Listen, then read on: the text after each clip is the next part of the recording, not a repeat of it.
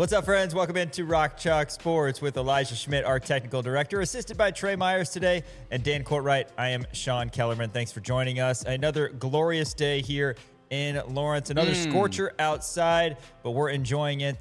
Didn't have a blast watching the game last night. We're going to get into that here in the opening segment, but it was fun seeing the Lawrence community downtown here. Dan and I were down here. We got a hit on socials for basically everybody wanted to come down, watch this game. A lot of fun. Yeah. But didn't go as planned. I'll say there was about 20 seconds where it was fun. I know, right? Where the U.S. tied it up 1-1, and then Belgium immediately scored. Yeah. And made it 2-1, and then it was just kind of downhill from there. Life comes at you fast. So this kind of sucks in terms of USA being out shortly after Algeria is out. They don't quite get to the round of 8, but a lot of fun here in Lawrence throughout this World Cup. And there's another game in Kansas City happening. We don't yet know who will be doing battle in Kansas City, but will not be the USA as they were ousted 4-1 to Belgium last night. We're going to talk about that here in the opening segment. Little cup check for you. After that, top 10. Dan, you're switching it up a little bit, but I don't actually hate it. So, okay,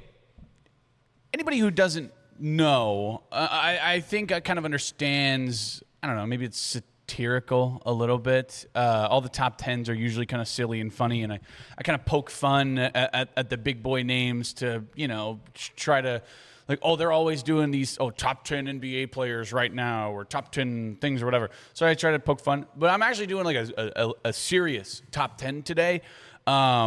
And I'm not even kidding. I'm just doing my top 10 storylines from the NFL this year. I just things that I'm excited to see from the NFL. I mean, it's, what is it, July 7th? I'm not wearing a watch, by the way. It's July 7th right now. NFL season starts not this month because I believe the first preseason game will be first week of August. So preseason football, less than a month away. Football season's almost here, man. You can smell it. I can't wait. You know how much I love the Pro Football Hall of Fame game. Yeah, every single year. Thursday, August 6th. So do you even know who's playing? It's going to be even more disgusting than you think. Let me think. It's got to be like the Jets and the Texans or something. You're on the right path, Okay. but it's Panthers, Cardinals. Okay, that's even worse.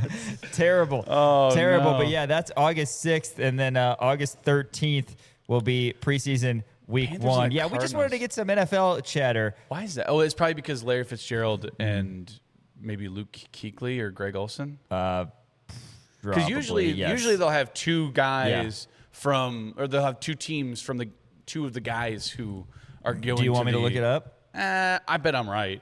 Let's see. Is it Kuechly and probably Fitzgerald? Yes, I would imagine. Fitzgerald right? and Kuechly. Okay, Yep. all right. Cool. Greg Olsen, shout out, by the way. I love you throwing him in there. Thanks. But yeah, shout out to those two. Panthers Cardinals will be the 6th of August. And then, Thursday, August 13th, the first week of preseason. We have to wait a little bit longer until week 1. At least it seems that way from a calendar standpoint because Labor Day is so late. And Labor Day weekend is when you get week 1 of college football. Right. But week 1 for the NFL will not go down until September 9th. But we'll be excited when it gets here. And needless to say, it's going to be a blast. And that's part of what we're transitioning. We're going to do a cup check in the opening segment. Then we're going to talk American football. Surprise cup check. As a part of our top 10. So NFL and American football will be here very soon. It's been fun.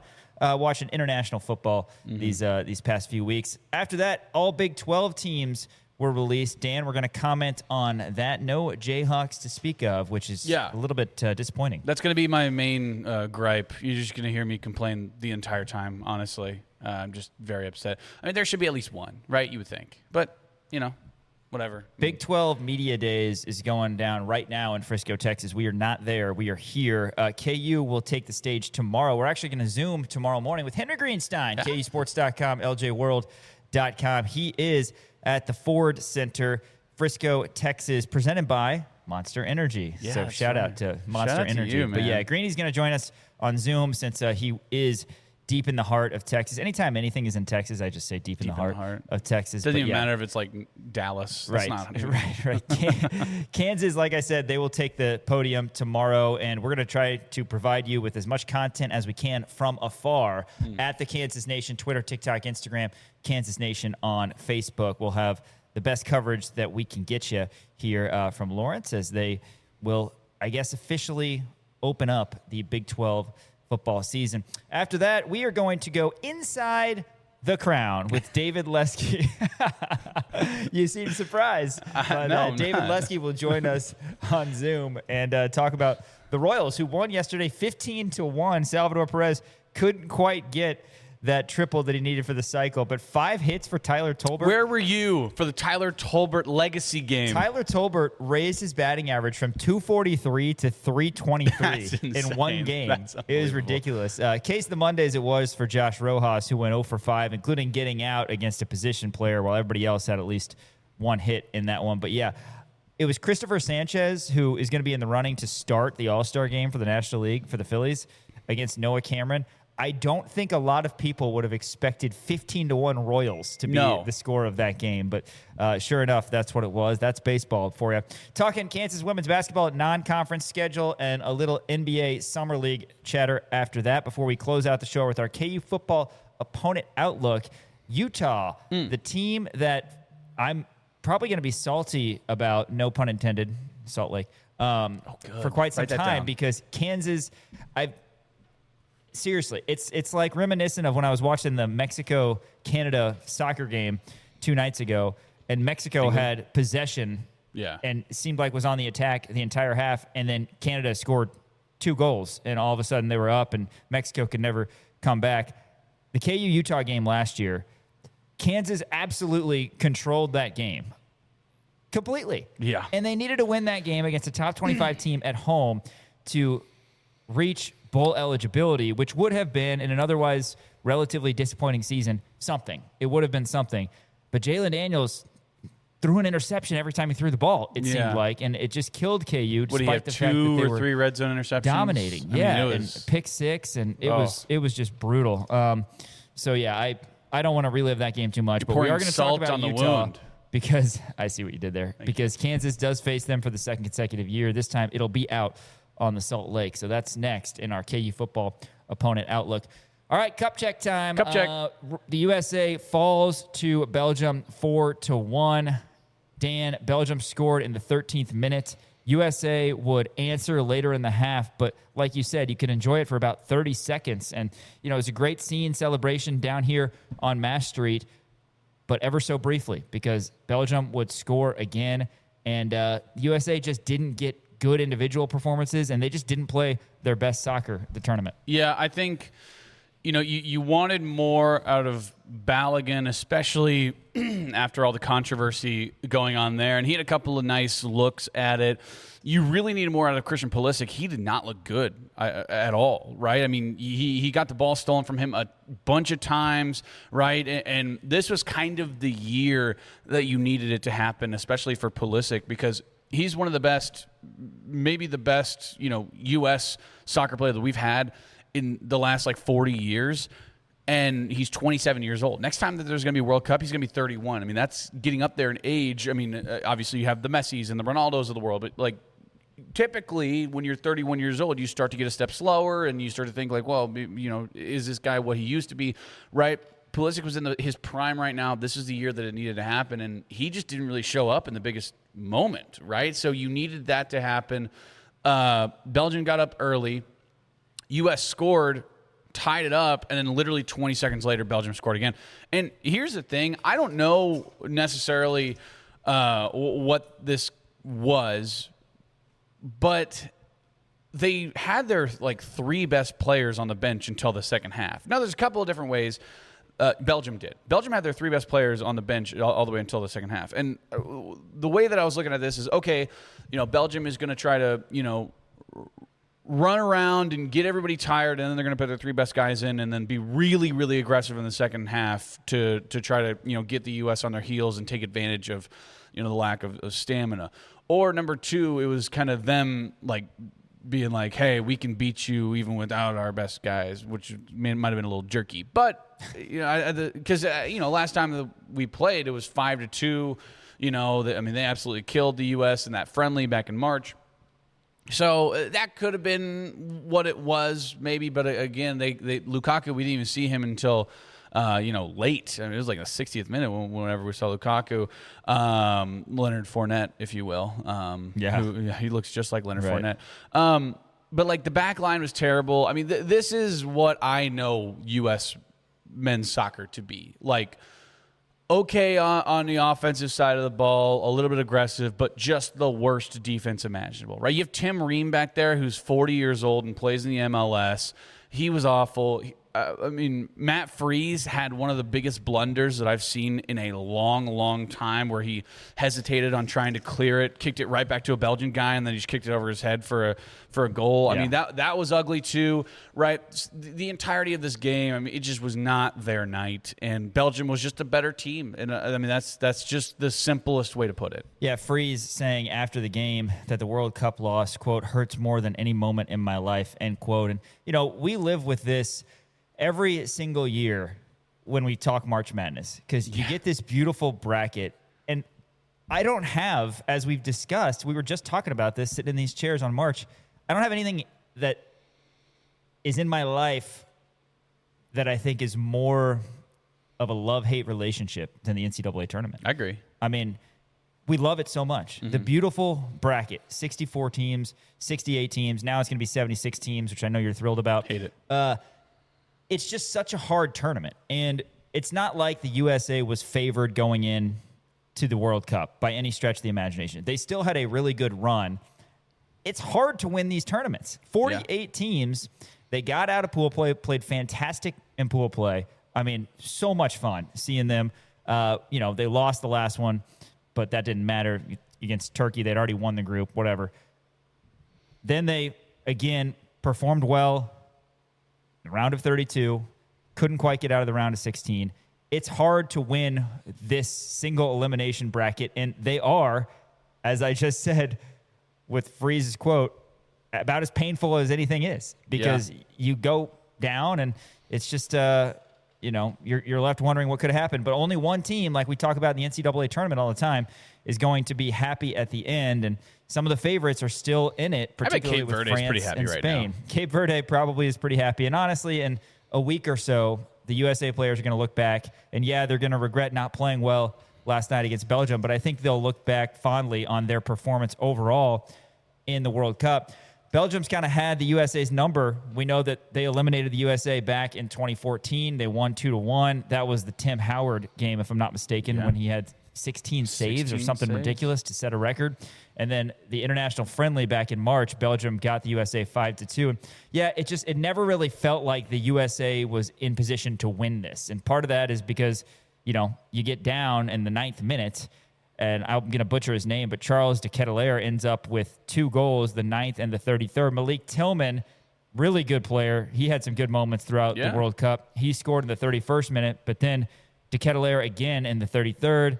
Hans Vanaken in the 57th, and then Lukaku, like you said, in extra time to kind of rub salt in the wound to win 4-1. But expected goals, Belgium had over 2. USA had 0.63. They end up getting 1. USA actually ended up having more possession than Belgium, 56% to 44%, but just 2 shots on goal. Belgium had 7. Belgium had 4 big chances created. And, USA just didn't play clean. Reminiscent of our softball game last night, by the way. Just didn't play well either side. But, USA, again, a really fun run. Just could not put it together. And that's why these tournaments are so hard. It is hard to play your best ball, whatever sport you're playing, for 6, 7, 8 consecutive games, whatever it is. And you get this deep in the tournament in the round of 16, you really can't afford to have blunders. Freeze had the blunder. Defense in general had blunders. You had Pulisic with all sorts of turnovers. USA just didn't play great. They'll look back fondly, but a tough way to go out. Yeah, I mean, it always is tough whenever your team winds up getting out. And look, we're still going to be covering the World Cup, and the final 8, or I guess I can't say the Elite 8 because or else the NCAA will put me down. But the round of 8, it's going to be a lot of fun, and there's still going to be a lot of big names. Obviously, you had Ronaldo go out yesterday in his last World Cup appearance ever. This one hurt, right? And I think you kind of snipped that out from the jump, especially after Belgium scored that second goal. Right after the U.S. wound up tying it up. I mean, you could just see it, right? And the U.S. wasn't doing a lot with their winning time of possession, right? I mean, you look at the time of possession, at least possession percentage, they have 56% of the possession, but they only had 2 shots on goal. One of them was a breakaway by Balogun, and I mean, it was just really unfortunate the way that it kind of went down. I feel like the U.S. wasn't as aggressive as they should have been. They've been playing aggressive all tournament long, and you kind of felt that take a back seat, and they were playing a little bit more conservatively in this game, and certainly didn't help them out. And look, Belgium is a fantastic team, and I'm glad the Flo Balogun thing is behind us now. But like you said, we would have been talking about it. Oh, absolutely. If the USA would have won, it still would have been a story. Right. And now it's a non-story. Yeah, it's just a non-story right now. But you said it best. I think give it 2 or 3 weeks. I think that they're going to look back fondly and be like, okay, well, hey, we made it to the round of 16. That's pretty good. I mean, in terms of like what the U.S. is able to do, that's pretty damn good. You know what I mean? Like the last round of 8 that the U.S. went to was 2002. The U.S. has never won a World Cup. They've never really been a powerhouse in soccer before. So, I think that you can look at this as kind of a win. You know what I mean? I don't want to compare it to anything, but I want to compare like the United States to almost like K-State basketball, where it's like, oh, they made it to the round of 16. Ugh. That's okay. Like, that's all right. That's fine. You made it to the round of 16. Like, you should be happy with that. Ugh. I know that maybe that was a bad comparison. I don't like that. I don't get like what I'm saying, comp. though, right? I don't like that comp. Yeah, but I don't want. You don't want us to. We want to win. We don't want to be marinating in mediocrity. I know. I'm sure K-State wants to win too. You don't want to marinate in mediocrity. I understand that, but you can still look back and say like, oh, that was a successful World Cup for the U.S. for at least just getting to the round of 16. You wanted it to go farther, but now there's no North American teams in it at all. Yeah, and again, I think you got to look at it. Got to look at it. Spain and France; those were the 2 kind of co-favorites before this thing started. They're on to the quarterfinals. France and Morocco, Spain and Belgium, Norway and England, and of course, we don't yet know the final matchup of the quarterfinals. Pre-recording the show right now, but a couple games today are deciding that. And then, Kansas City will get one of those quarterfinals too. So we'll have coverage of that as well. It's been so much fun this past month. I think both of us have had more fun covering the World Cup and talking World Cup than we ever thought we would. Oh, yeah, man. It's funny because I love cup checks. Like, we talk all the time about the offseason and how, we don't have games to talk about. And KU baseball, took us for a fun ride, and they took us into June. And then, I'll like go home and I'll say to my wife, like, oh, yeah, we're just kind of in the stage of the offseason where we don't have a lot to talk about. And, this is one of the examples where she'll be like, oh, we got the World Cup. And I'm thinking, what are we going to talk about with that? But we both really got into it. Yeah, no, absolutely. You have the Algeria angle and the USA, the fact that games are in Kansas City. Yeah. You went to a game in Kansas City. I did. It was electric. So, yeah. Yeah, no, I agree. I think, like, it's kind of crazy to, like, especially beforehand, like, we were talking about it. We're like, yeah, we got the World Cup.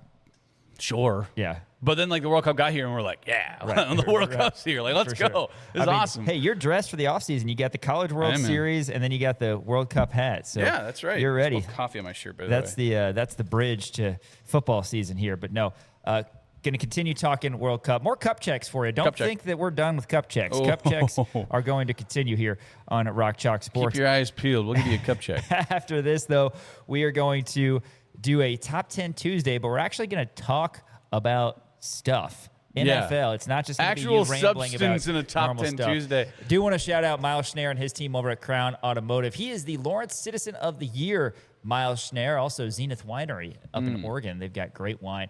Miles and his team will get you in the vehicle that you need. If you're in the market for something new or something used, they've got it. Toyotas, Volkswagen, of course, their used lot has a great selection of anything that you might want. So get on over to Crown on South Iowa in Lawrence and tell them the guys at Kansas Nation sent you. CrownAutomotive.com as well. More coming up here on Rock Chalk Sports, ESPN Kansas City, KansasNation.com.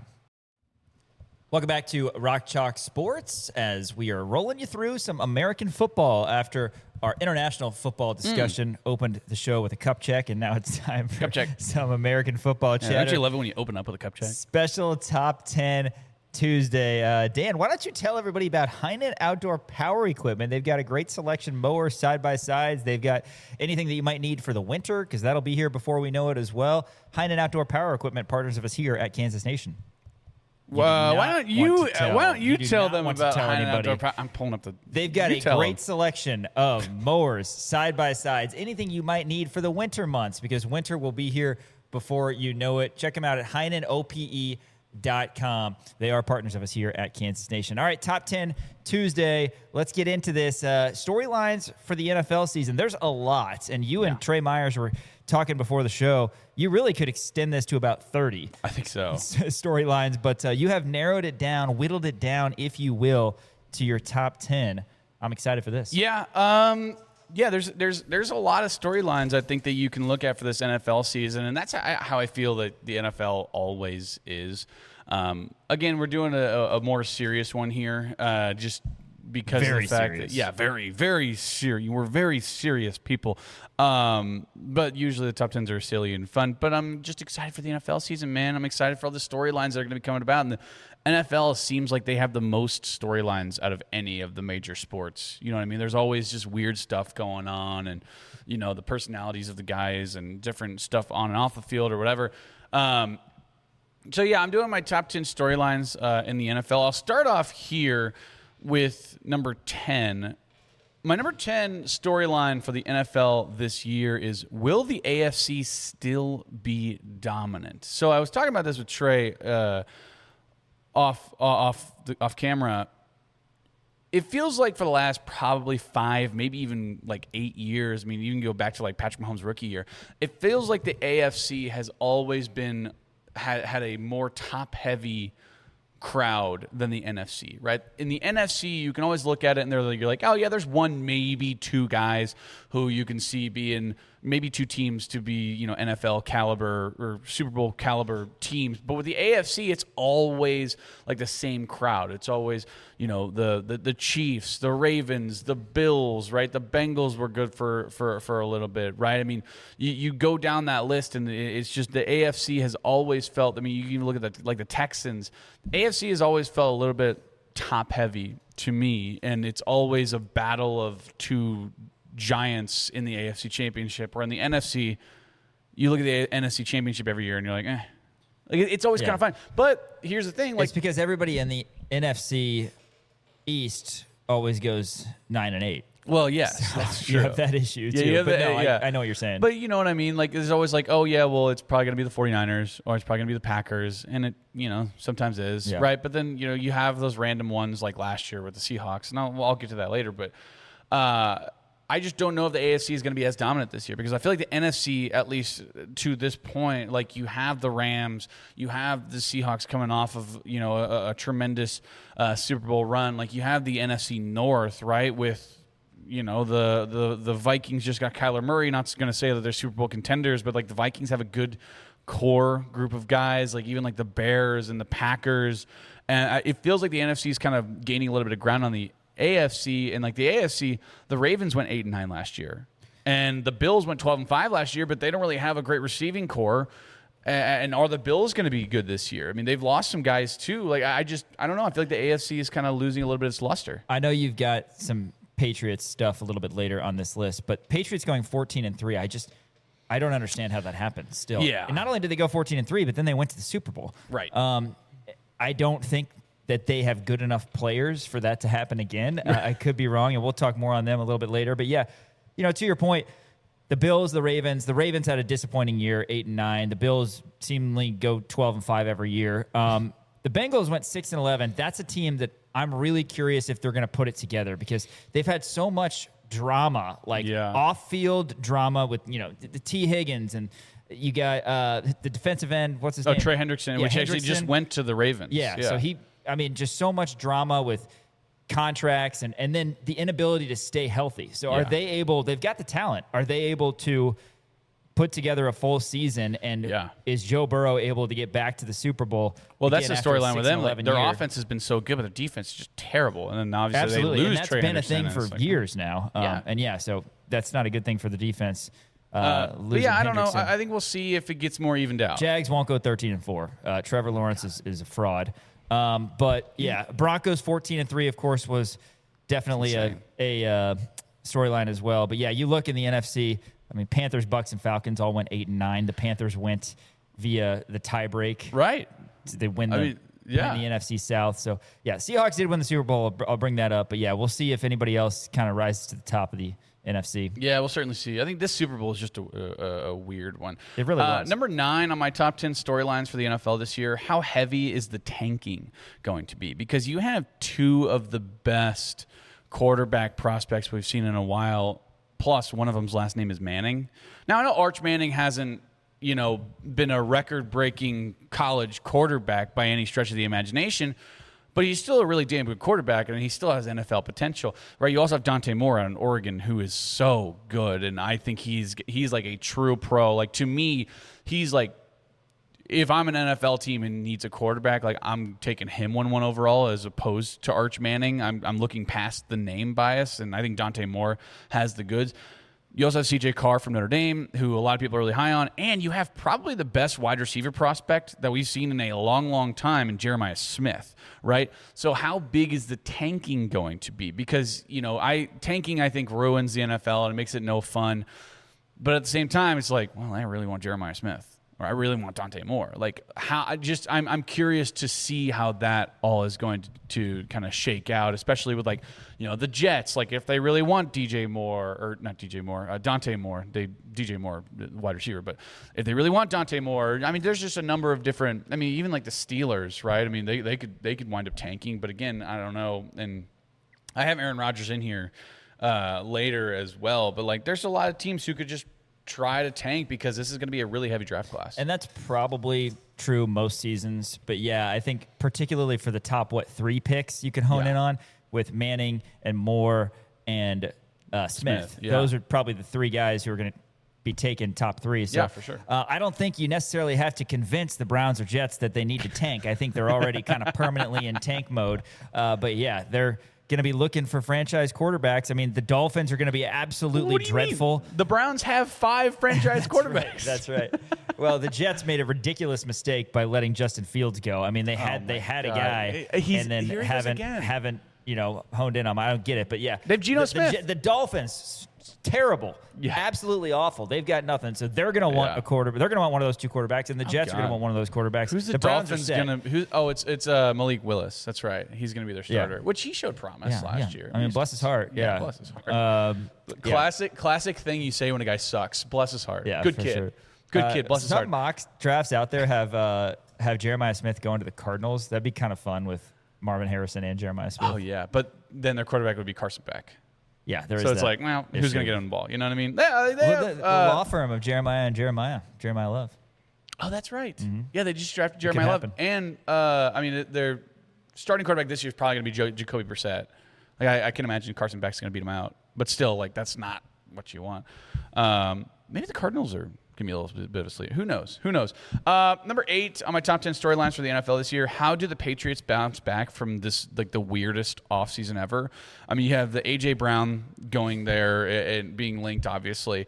And then the Diana Rossini stuff with the head coach. Mike Vrabel taking one day off and then the Patriots posting on social media the next day. Guess who's back in the building? Right. It's wow. So weird. He did some good reflection during that one day. Over under 3.5 times Diana Rossini's name is brought up in every single Patriots game. Yeah, I know. It just depends on the network. Depends on who. That's true. Like Al Michaels will bring it up. Oh, yeah. Al Michaels will absolutely bring it up. Yeah, you watch Thursday Night Football. He's bringing it up. Oh, my God. Oh, yeah. So, yeah. Kevin Burkhardt seems Al like Michaels will bring it up when it's not even a Patriots game. Right.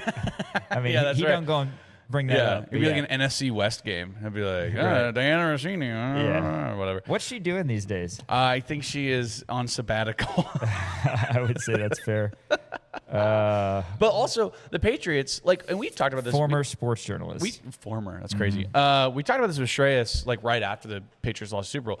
Patriots had the easiest schedule in the entire NFL last year, and also the easiest road to the Super Bowl last year. That's why I do not think that they're Super Bowl caliber contenders. Drake May was good.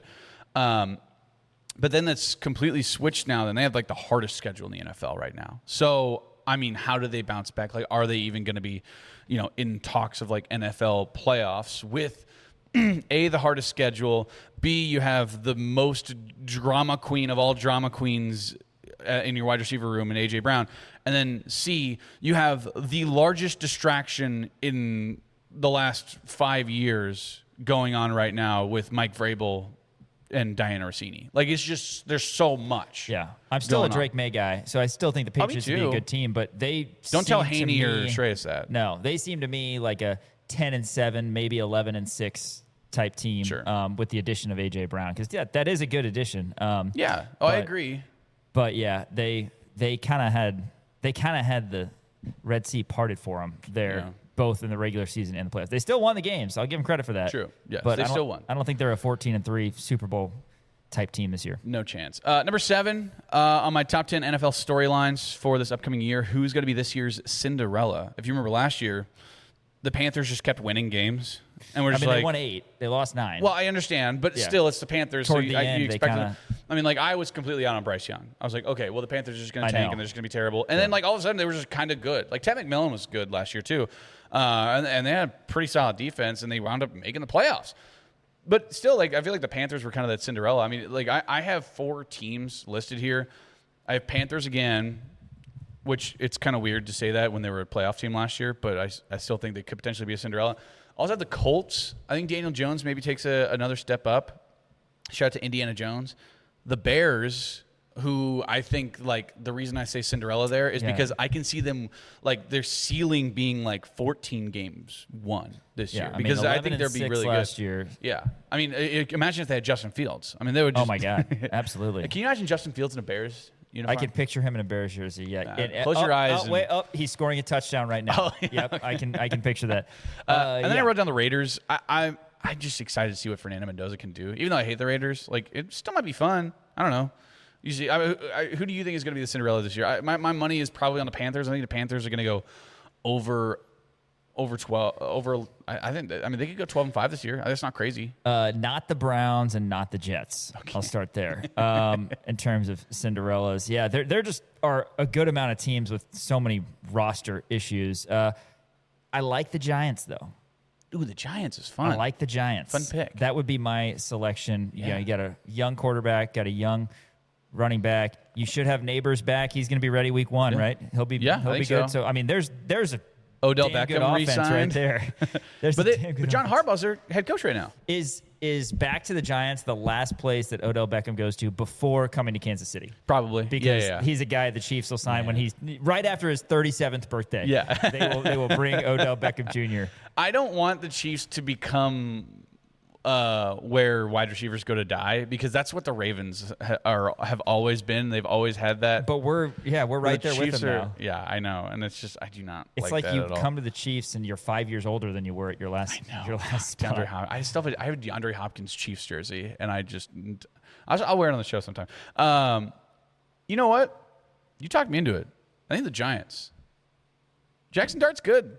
Cam Skadaboo, obviously he needs to rehab his injury and get healthy again. But I mean, you look at that front line that they have. Plus, they got John Harbaugh, Bill Carter, like Kayvon Thibodeau. Like, they have a nice defense. John Harbaugh, who give me the New York Football Giants. They were a 4-win team last year. Yeah. Okay.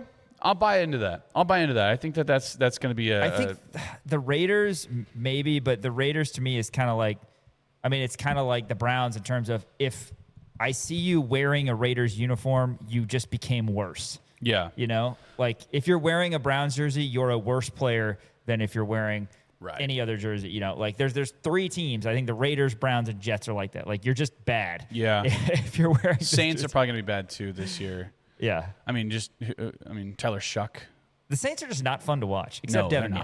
They're not fun to watch. Oh, yeah, Devin Neal, I guess that's true. Speaking of the Saints, by the way, Clint Kubiak is the head coach for the Las Vegas Raiders. Clint Kubiak also was the former wide receivers coach for the University of Kansas. Yes.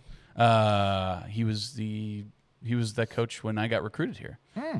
Yeah, never got to meet him, unfortunately. But shout out, former Jayhawk, Clint Kubiak, also son of Gary Kubiak, which probably more fame there. But what are their brothers and sisters' names? I don't know. Gary Kubiak won a Super Bowl. I know. That's not crazy to Super Bowl 50, bring if I'm not mistaken. Cam Newton should have jumped on the ball, man. What an absolute. Jeez, what a terrible. Absolute disaster. Number 6 on my top 10 storylines for the NFL this year, which coaches are already on the hot seat?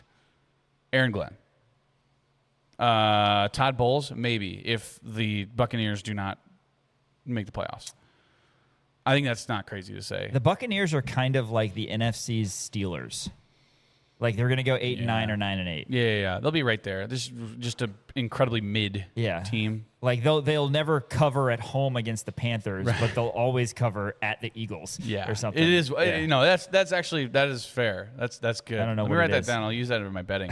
I think Todd Bowles could potentially be on the hot seat. I mean, you have Shane Steichen too over in Indianapolis, but I don't think he's on the hot seat. I mean, I don't know if Daniel Jones doesn't wind up being good, and I don't know. Maybe we'll see.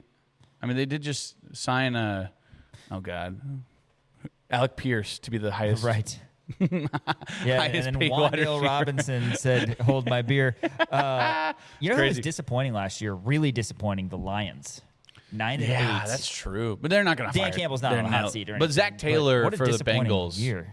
could be on the hot seat. Yeah, I'm surprised that he has not been canned yet, just because, again, he has the excuse of injuries and everything that's gone wrong for them recently. But yeah, he's been there a while. Who's the Browns head coach? Oh, it's Todd Monken. Oh my God, First-year head coach. Former KU.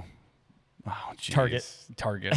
Oh man. Former Army great. Oh no, Todd Monken. I hate that's such a jump scare every time like because 60. Huh? He's like 60. I know, that is crazy. I mean, first-year head coach, and he was a good head coach. But yeah, did KU go with David Beatty instead of Todd Monken? Is that what it was? Or was it Charlie Weiss? I think it was David Beatty. I don't remember. Oh, it might have been Les Miles. No, that can't be right. It was one of those transitional years where KU really wanted Todd Monken. How many of our coaches have you named already? I can name a lot. You can keep. Okay. Clint Bowen. Todd Monken's not going to get fired after year one. But Aaron Glenn, I'm willing to put a lot of money on the fact that Aaron Glenn will be fired this year. A lot of money, huh? That's not crazy of me to say. Number 5 on my top 10 storylines for the NFL this year. Rivalry games are back.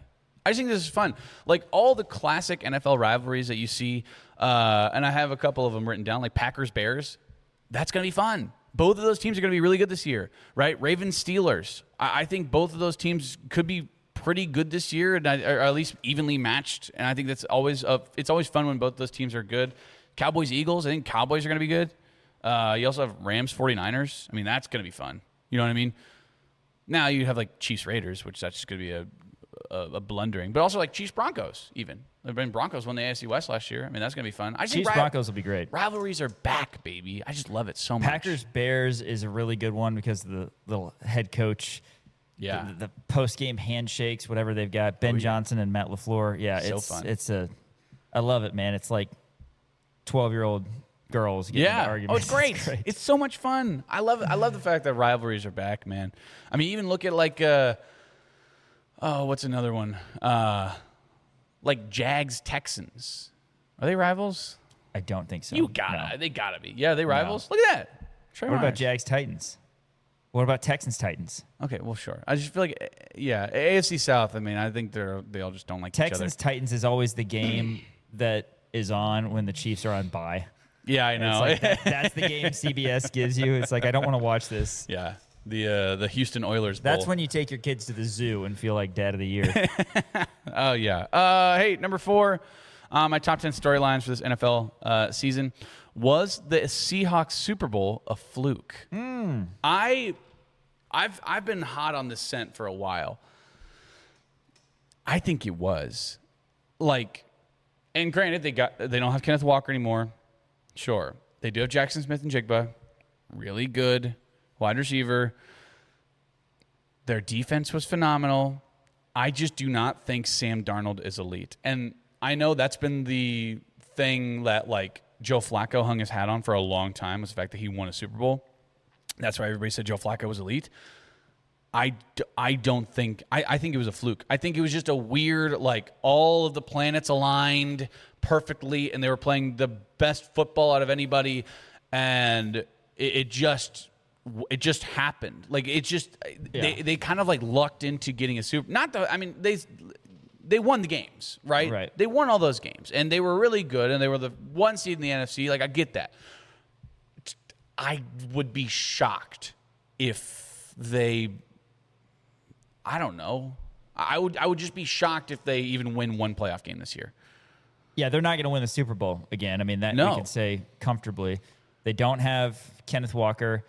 I kind of agree in terms of the stars were aligned. I don't know if I'm going to say that it was a fluke as much as they're just not going to win again. Yeah. I mean, they had a great season. They played well down Yeah. the stretch. I mean, they had to beat good teams. They had to beat the Right. Rams. I mean, we talked stuff on the Patriots, but Patriots beat everybody they had to face until That's they faced true. the Seahawks. So, yeah, I don't know. I don't know what I guess I kind of feel similarly to how I do with the Patriots in terms of 10-7, 11-6, like still a good team, but not a team that's going to go to the Super Bowl. I think like 8 and 9.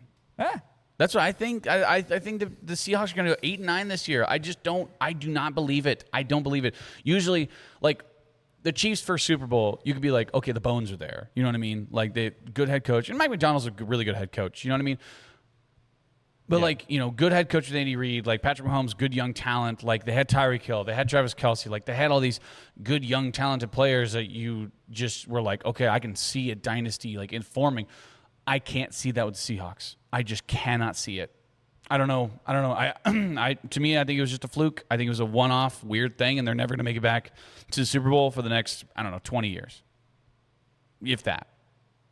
Maybe 50, maybe 100. Who knows? Number 3, my top 10 storylines for the NFL this year. And this isn't like my favorite storylines. It's not like ones, but it will be interesting to see Aaron Rodgers' swan song. Discount double check. Mm-hmm. Rodgers. You do it better. Do it I again. do. Do it again. I do. Rodgers. No, I can't do it again. Okay, fine. That's Yeah, better. this will be a storyline because the TV networks will make it a storyline. That's exactly what it is. Is he playing with the Steelers still Yes. again? Yeah, he never should have been starting over Justin Fields in the first place. Justin Fields got such a raw here he goes deal again. because Here he goes. he is on track to be a very successful quarterback with the Bears. Yeah. And then they end up with the number 1 pick and begrudgingly do away with Fields because they basically had to select Caleb Williams. Sure. And what has Caleb Williams done? All of a sudden. Oh, yeah, what's he done? I didn't say that it was a bad choice. I'm just saying they had to, even though Fields, very much is capable starting caliber quarterback in the NFL, goes to the Jets, injury there, and then the Steelers. That just didn't make any sense to me how you're riding Rodgers. And then Russell Wilson was in that quarterback room. What a weird quarterback room. That was a weird quarterback room. But yeah, Fields just constantly gets the short end of the stick, and more on him here shortly. I like how you just completely took this Aaron Rodgers thing and made it about Justin Fields. Justin Fields is a good quarterback who is still very young. Sure. And, he's not getting an opportunity. Maybe he will early in the season for the Chiefs if Mahomes isn't ready to go and he can, showcase his abilities. But Sure. the fact that Rodgers was starting for the Steelers instead of Fields is ridiculous. Steelers, what did they do? Did they go 8-9 or 9-8 last year? It was one or the other. I mean, that's it. They went 10-7. I think they No won the last way. game, and I was very confused about double digits. the world. They got to either 10 wins or 10 losses, which is unlike them. Good for them, I guess. It'll be interesting. I mean, they have Mike McCarthy though.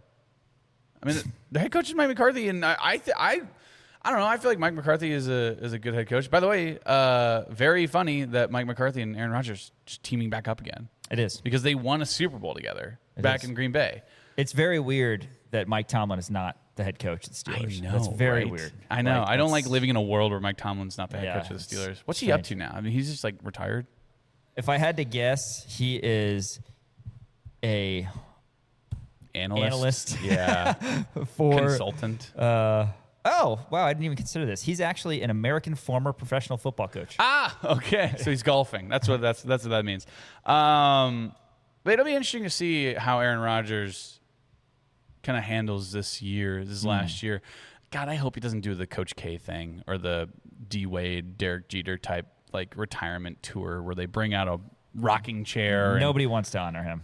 No offense. That's going to be horrible. All right, two more here. All right. My number 2 on my top 10 storylines for the NFL this year, will the Rams win the Super Bowl? You think that's a storyline? I think it is. I think that they, are by far and away the favorites, right? I mean, the Rams just got Myles Garrett. Yeah. Right? Matt Stafford's Last coming I saw, off an they MVP were pretty season. hefty favorites. I mean, you have Puka Nacua. You have Devontae Adams, who is still, I think, good. Right? Who else did they just... Is Puka Nacua doing okay, by the way? I think so. What was up with him? He went to rehab for something, didn't he? Oh, yeah, that's right. Yeah, the Rams are plus 550, and next closest, Bills and Ravens are plus 1,000. Yeah, but then they also signed Trent McDuffie, right? They got Jalen Watson. Kyron Williams is a really nice running back. Yeah, they got McDuffie and Watson, and Yeah. then they got Garrett, obviously. Yeah. So yeah, they've got a lot of talent. Yeah, I mean, they do. Matt you know Stafford what I mean? played the best football of his career last year. You know what would have been good if they would have not drafted Ty Simpson in the first round. That was so weird. What the hell are they doing? Hey, man, I don't know. Maybe they think he's the real deal. Mahomes, we drafted when we still had Alex Smith. But like Stafford's still got a couple more good years in him, and if they want to win another Super Bowl, like I feel like the window closes after this year, and like they're going all in. It's abundantly clear. I don't think the window closes after this year. You still got a couple more years of Garrett. McDuffie's young. Watson will be there a couple years. Kyron Williams is still pretty young. Yeah, but Stafford is old and Adams is old. I'm telling you, they must really like Simpson. You don't draft a dude in the first round unless you want him in the room with this. I mean, again, what happened with Mahomes? They drafted him in the first round, and then they used Alex Smith for a year, and then shipped him off. Like that's why I feel like they're gonna. Okay, they could do that with. Okay, fine. But maybe it's not. Again, I don't know if Simpson's the answer or not, but obviously they think he is. Yeah, I don't know. Drum roll. My top 10 NFL storylines for this NFL year. Number 1, how does Patrick Mahomes bounce back? And the Chiefs in general. And the Chiefs in general. And that's not just because we're Chiefs fans. I think that would be the number one storyline for everybody across the country. I think, and like, it doesn't even have to be. Yeah, I guess you could just do Chiefs in general because you have like Patrick Mahomes coming after the injury. You have Rashee Rice, who keeps on getting into legal trouble, right? You have like, how's Xavier Worthy going to do? Travis Kelce, I mean, he's getting old. He's an old married man now. You know what I mean? Chris Jones isn't in his prime anymore. You lost all of your corners. You brought in Mansour Lane. But you're going to put all your eggs into a rookie basket there. Jarius Sneed. And you did bring back L'Jarius Sneed, too. I mean, edge rush could be interesting with R. Mason Thomas. I mean, you also have Peter Woods on the D-line, so you beefed it up there. But in the Super Bowl MVP. And that's the thing. You're also bringing in Kenneth Walker. So I do like that. But I'm curious to know, like, do the Chiefs get back to being the Chiefs? Or is this going to be another, like, I think it's the number one storyline for anybody who is discussing NFL storylines across the country because the Chiefs, out of nowhere, go 6-11 last year. Yeah. Mahomes has the injury, and he's the best player in the game. Will he be healthy week 1? Will he be effective? Obviously, the Chiefs have a lot of depth in the quarterback room, so don't have to worry a ton about the first 4 weeks. If he has to sit out past the week 5 bye, then he can come back week 6, and the Chiefs will be just fine with their backup that they recently signed. So, yeah, we'll see. But, yeah, that's a big story. Can the Chiefs get back to kind of being top dog in the AFC to where the Ravens, the Bills, the Bengals, they all have this issue of getting past the Chiefs? Yeah. No, I know. And I guess 1A would be like, what is Justin Fields' role going to be? Yeah. Right? That's the biggest. I mean, that's what everyone's talking about. Absolutely. Is how is Justin Fields going to be incorporated into the offense because there's a lot of things that he can bring to the table.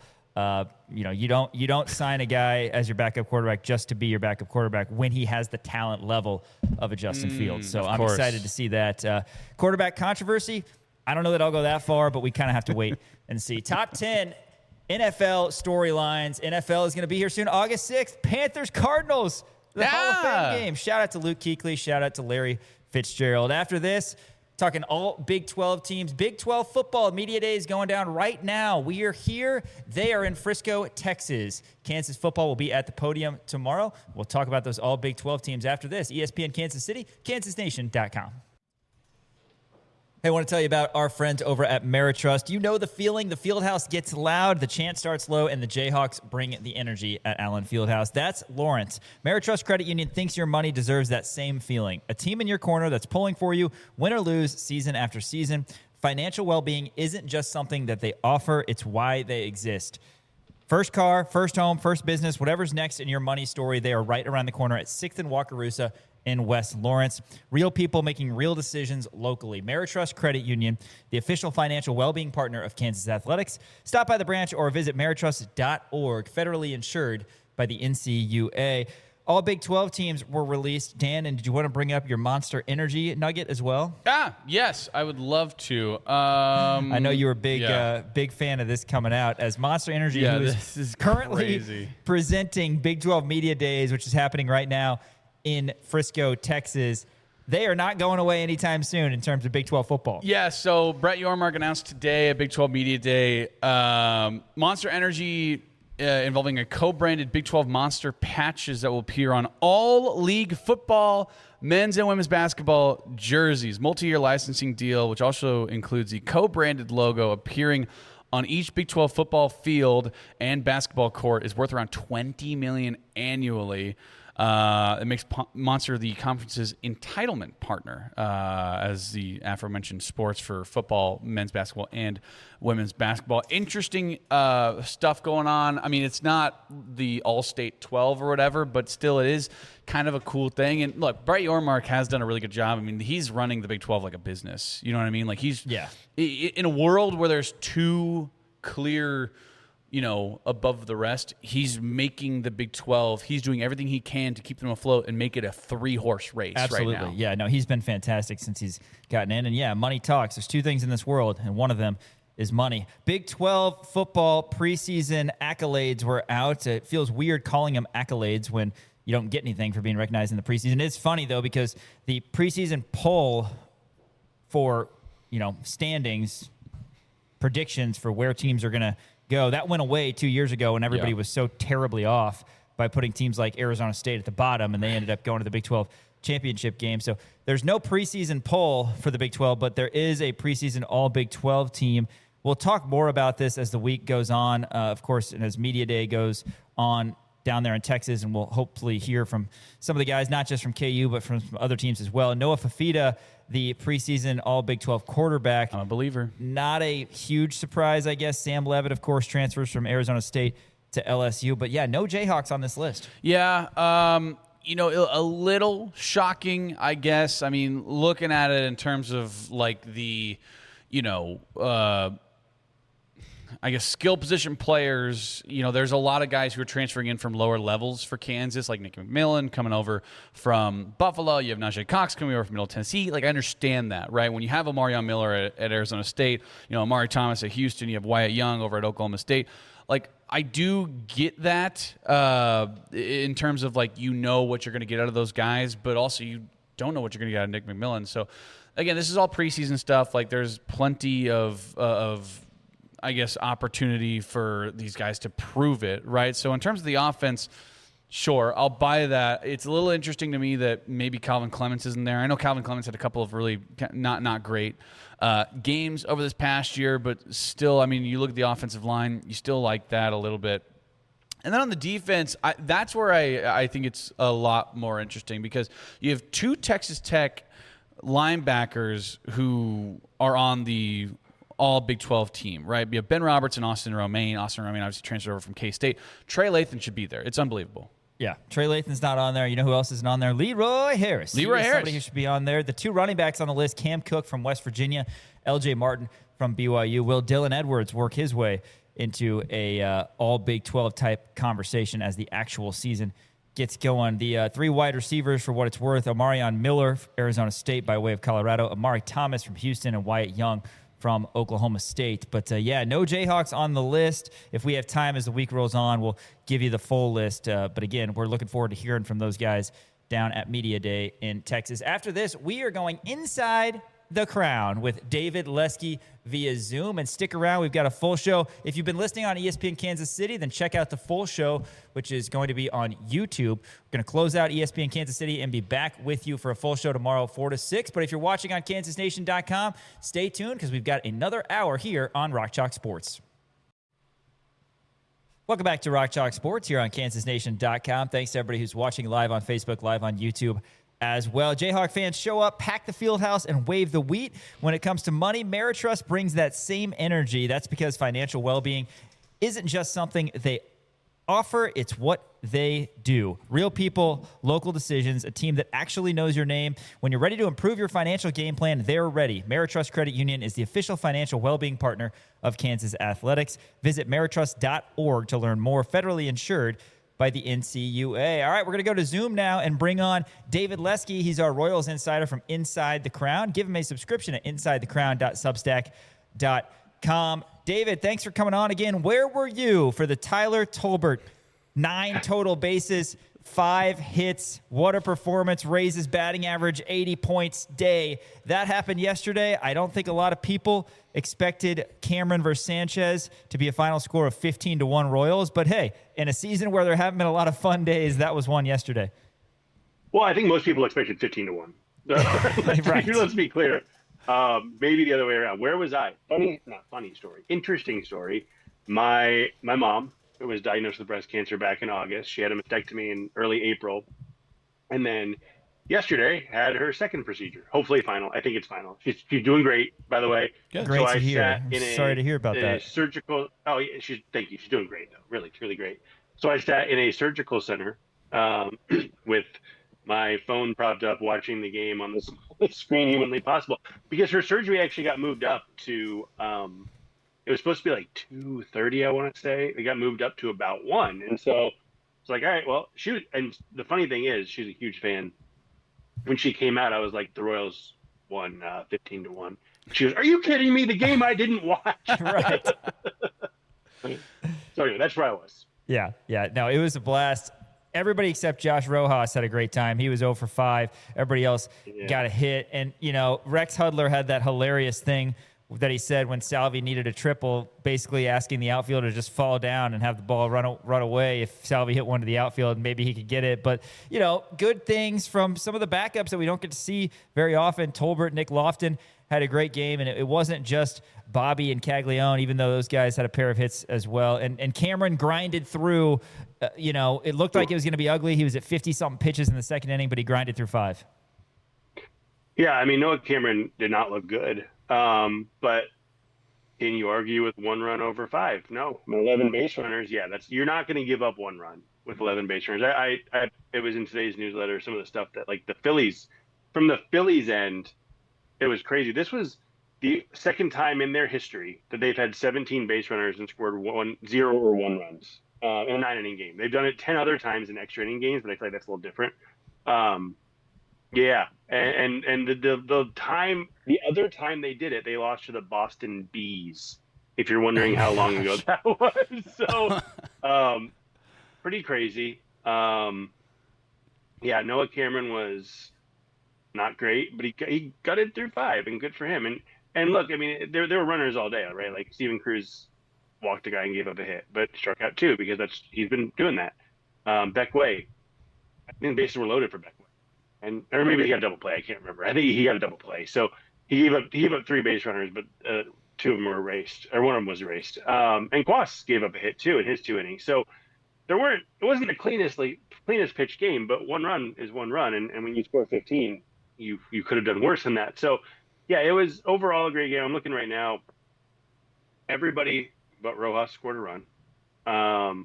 Everybody in the starting lineup, except for Bobby Witt and Rojas, drove in a run, and everybody except for Rojas had a hit and reached base, and even the 3 guys came in, Meisner, Massey, and Collins, and they all had a hit or a walk or both in the case of Michael Massey. So it was a nice game to. First of all, it was nice to have one that was not in question while I was sitting there waiting. But also just nice to have a different type of game and one that everything went right. And what's crazy is they were an error away from scoring 0 in that first inning. And if they don't get a run in that first, who knows what happens in the game. But Trey Turner threw that ball away. And because of the way baseball scoring is, and you can't assume a double play, every run was still earned for Christopher Sanchez, which is fun. I like it when the Royals ruin people's Cy Young seasons. Right. It very easily could have been, 7 innings, 3 runs for Christopher Sanchez. And the Royals still, obviously things happened the way they did on the pitching side, they still would have won. But Yeah, it was a nice different type of game for the first time in a while. Yeah, absolutely. Dave Lesky from Inside the Crown joins the show, and I'm so easily swayed by these things. I understand it's one game out of 162, but now I'm like, man, is Tyler Tolbert the answer? Like, I just don't know with these kind of things. I guess, like, am I just overreacting to this, or is this just like a one-off, like, fluky thing? Or, I mean, could he potentially get a bigger role for the rest of the year? I don't know. I'd assume not. I think you are. Yes, I think there's an overreaction. Not you. Okay. There is an overreaction happening. Bring me back down to earth a little bit. But I mean, last season, and look, his role is what it is. He had 57 plate appearances last year. He had 280 with a 321 on base and 380 slug. This is not. Rest in peace. This is not Terrence Gore. I wanted to say it the right way before I went about that. But I mean, you look like Tyler Tolbert in 2023 in Double-A hit 10 home runs. 276 with a 419 slug. He hasn't shown that kind of power since then. Like 24 in Double-A, he only hit 4 home runs, but still, he's not a no bat player. He's just a light bat player. And I think what's been really interesting about Tolbert, and this is my shift does not come because of yesterday. My shift comes because when he's had to fill in at shortstop, he's been. I was going to say competent, but he's been more than competent. I mean, you think about some of those plays he made. That Friday night game against the Cardinals, that was that fun game where they had the flip play from Massey to him. He's been really good at shortstop. If this is a guy who you can put at shortstop, in center field, at second, theoretically at third base, and who comes in and steals bases the way he does. And by the way, he's 27 for 32 in his career stealing bases. He got caught yesterday when he misread a delivery time. That happens. I don't care about that. People get fixated on things like that, but sometimes that does happen. His stolen base percentage, it's roughly 85%, which is if he had more attempts. And if he had more attempts, he might have more caught stealings. But if he had more attempts, that would be among the best of all time. But what you have to consider, when he comes in, it's to steal a base in the 9th inning, in the 8th inning of a one-run game. And everybody knows what he's doing. And so to have that percentage with that, it speaks really highly of his actual base running and base stealing ability. There's a lot of value in what Tyler Tolbert can bring. And, I struggle with a pinch runner, but if he can play defense the way he's shown, and he can occasionally have it, I mean, you're not going to see a lot of 5-for-5 games, obviously. I outlined it in today's newsletter. There's like 7 guys in the Royals history who've had multiple 5-hit games. But the good news for Tolbert, every time he starts, he could join that list now. Because to get 2, you have to get 1, and he's got 1. Bobby Witt doesn't have 1. Albert Perez doesn't have 1. It's crazy that he did that, but I do think that there is a place for him in the big leagues, especially too what we've seen. Like last year, he had the 57 plate appearances, but he barely walked. I think he had. I'm looking right now. I think he had 1 or 2 walks. No, just 1 walk. This year in 48 plate appearances, he's walked 4 times. I mean, you're starting to see a guy who. And then that's what he did in the minors. I mean, you look at some walk percentages. High A in 22, 10.6%. Double A, 7%. Double A in 24, 8.2%. 10% in Triple A. Like he's taken some pitches. He's worked some walks. There is value in that as a last man on the bench. That I, again, not from yesterday. I've started to see it because of his defense now. That he can do more than just get on first base when Salvador Perez gets on. Yeah, no doubt. And it was fun, kind of little sub story of the Royals season that otherwise has been bad, honestly. A team that's 17 games under 500, but they knock around Christopher Sanchez. Tolbert gets 5 hits, and yeah, he's kind of proven his worth. I hope he's in the lineup tonight. I don't want to see what social media has to say if he's not in the lineup. Let's get Tyler Tolbert in the lineup. I'll tell you right now, I don't think he will be. Yeah. Although, Nick Lofton did get 2. Nick Lofton hadn't had a hit. He went 4 for 5, I think, that Tuesday game. They scored 12 runs in Tampa, which is 2 weeks ago today now. He had his first hit after that was on Saturday night, and it was an infield single to third base. So he's been slumping.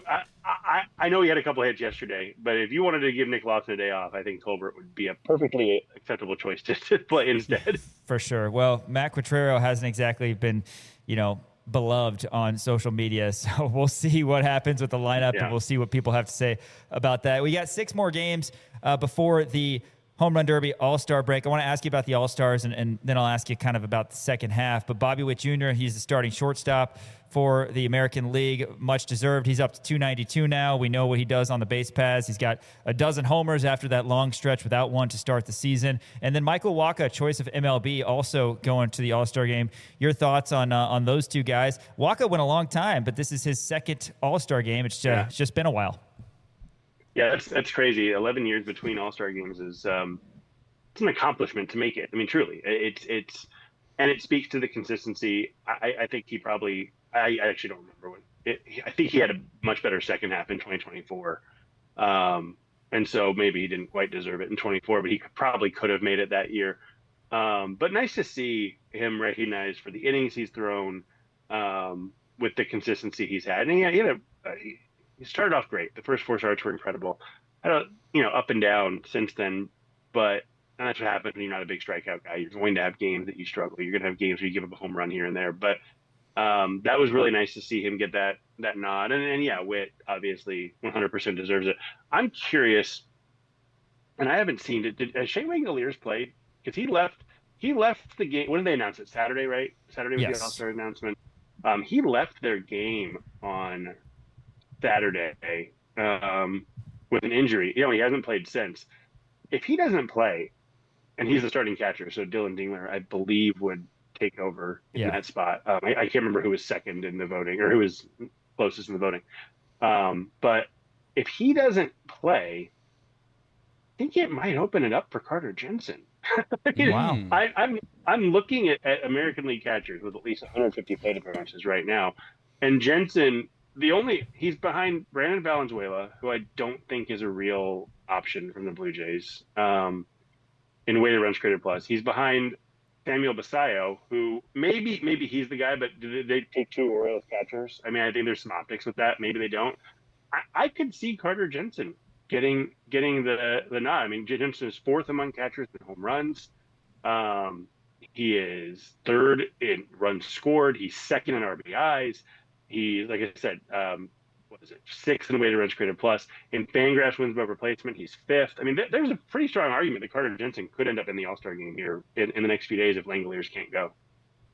David Lesky from Inside the Crown. David, got another All-Star question for you. It's not necessarily about the Royals. It's just about, fan voting in general. We saw Vlad Guerrero Jr. decide to opt out, but, obviously Toronto fans just love him, and they essentially voted him in. I mean, what are your thoughts in terms of the fan voting and its place in the All-Star game? I mean, should they just, do away with it or maybe have less of a – I just don't know what the answer, I guess, would be there to kind of fix that.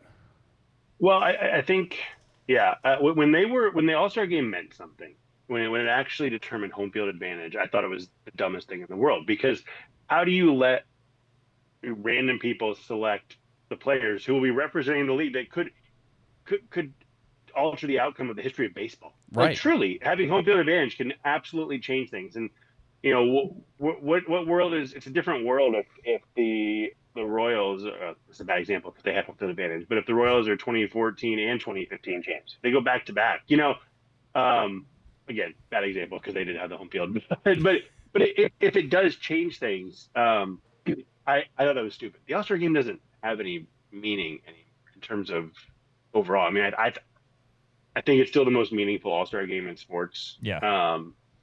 But that's a really low bar to cross. So I don't have a huge problem with it. I also wouldn't hate it if it was like, hey, 50% is fans, 50% is coaches or media. I don't like media vote either, but something along those lines. But if the game isn't to determine anything, let the fans have the players they want. Now, I do think that the Blue Jays have this advantage that nobody is really willing to talk about. They were all mad that the Royals fans voted everybody in 2015, but there's an entire country voting for the Blue Jays, right. Which I honestly, when it was Witt against Andres Jimenez, I was kind of worried that he was going to lose that when they got down to the phase 2, because I think the votes go back to 0 if I'm remembering correctly. It's not like you retain your phase 1 votes from the whole world.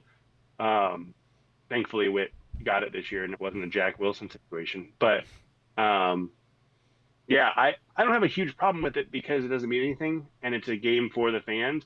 But also, if that's the case, let's make it a game for the fans. Let's be a little more accessible. Sure. The home run derby, and it's a different game, but like home run derby's on Netflix. Somebody in my comments today asked me, why have we heard nothing on the home run derby? And I was like, because I don't think anybody cares about it because it's on Netflix. Yeah. Yeah. Like, and look, Netflix does a nice job. You watch a couple fights on there and all that. And the production is nice. We've seen the Chiefs on Netflix on Christmas Day and all that. But I think it really devalues the product. And I think you've just got to make it much more. And the All-Star Game's on Fox, so it's whatever. But I think you just got to make it more accessible for fans if it's going to be for fans. Yeah, well said. David Lesky, Inside the Crown, joining us here via Zoom. 6 more for the Royals. And, let's be excited about the fact that they just took a series from the Phillies. That's a good team. They came to Kauffman, and the Royals got it done. Like I said, 17 under 500. We understand that's not where you want to be. But now you've got a series at the Mets, who aren't very good. They've got a lot of talent, but they're not very good this year. And then at the Orioles, who you never really know which Orioles team is going to show up before you have the break. Looking forward to the second half of the season, David, what is it that you want to see, I guess, open-ended from the Royals? Pitching, hitting, I don't know, injuries, moves they might make at the deadline. What is most important, you think, in the second half for Royals fans to be looking for, to be cheering for, aside from, winning a game here or there? What needs to happen, you think, for the future success of the franchise? Yeah, I think the biggest thing is everything in this, I hate to say this because I don't miss this, but everything they do from, a month ago to the end of the year has to be in service of 2027 and beyond. And so what does that mean? It's Luinder Avila starting every 5th day, even though I still don't think he's a starter long term. Let's see. What's the worst that can happen? You lose the game? Oh well. If you can improve the 2017 and 2018 and 2019 at the deadline. I do the Kauffman Corner podcast every Sunday, and one of the things we were talking about is the 27 rotation. You look at it and you go, okay, well, right now, as of this moment, because Cole Reagans is now out until at least May, probably more like July, and Ryan Bergert's out till July in all likelihood based on his surgery date. The rotation right now is Michael Wacha, Seth Lugo, Noah Cameron, Stephen Kolek, and Luinder Avila. That will change. I'm going to tell you right now, that will change between now and this time next month, because the deadline's on August 3rd. This is July 7th, right? 7th, yeah. Yeah. So it will likely change. We don't know. It's very possible. This time last year, Stephen Kolek wasn't an option because he was a Padre. Ryan Berger wasn't an option to come back because he was a Padre. Yeah. Given JJ Piccolo's trading history, I would not be surprised if they go out and target a couple guys today who they think can help in the 27 rotation. And if they do that, maybe they trade Michael Wacha. Maybe they trade Seth Lugo. It's difficult to see them trading those guys right now because they don't have anybody else to sit in their spots. But there's obviously also free agency. But I really want to see what they can do to help the 27 team between now and the deadline. And that includes, they've already started doing this, Caglione playing every day, Jensen playing most every day. He got yesterday off, and people were upset about it because people will be upset about anything. But I also think that we can't complain about Salvi playing every day and then say, well, why'd you give Jensen a day off? You can't repeat that. Give him a day off, especially with him catching so much more with Salvi's elbow issue now. So they've already started doing that. But, and maybe it is getting Tyler Tolbert more time. Maybe it is saying, okay, can he be a piece? Can he be more than a pinch runner who starts once every 2 weeks? Is that possible? I think they're, at some point, I would like to see them, and maybe it'll take till the deadline when they make some moves. I want to see them bring Matthew Lugo up. They picked up, he was DFA'd by the Angels, and he's been raking in Omaha. Let's see what he can do.